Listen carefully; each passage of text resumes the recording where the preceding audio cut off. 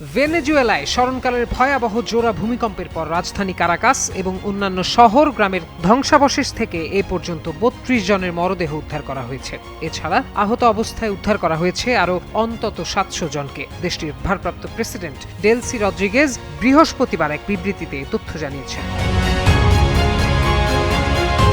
বুধবার ১ মিনিটেরও কম সময়ের ব্যবধানে ৭.২ ও ৭.৫ মাত্রার দুটি শক্তিশালী ভূমিকম্প আঘাত হেনেছে ভেনেজুয়েলায়। এরপর থেকে দেশটিতে ২০টিরও বেশি আফটারশক বা ভূমিকম্প পরবর্তী কম্পন অনুভূত হয়েছে।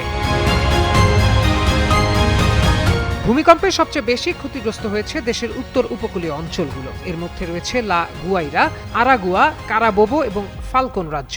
এসব এলাকায় ভূমিকম্প ও তার পরবর্তী কম্পনের প্রভাব সবচেয়ে বেশি পড়েছে। United states geological survey USGS এর মতে ভূমিকম্পে ১০,০০০-এরও বেশি মানুষের মৃত্যুর সংখ্যা ৪৪% এবং ১ লাখেরও বেশি মানুষের মৃত্যুর সংখ্যা ৩০%।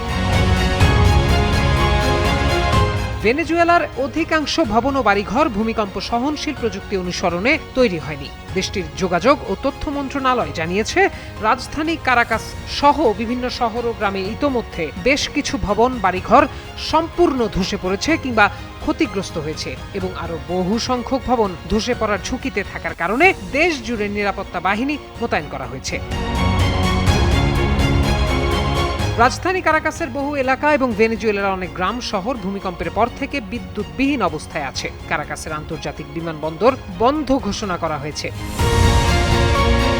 প্রত্যয় দাস, যুগান্তর নিউজ।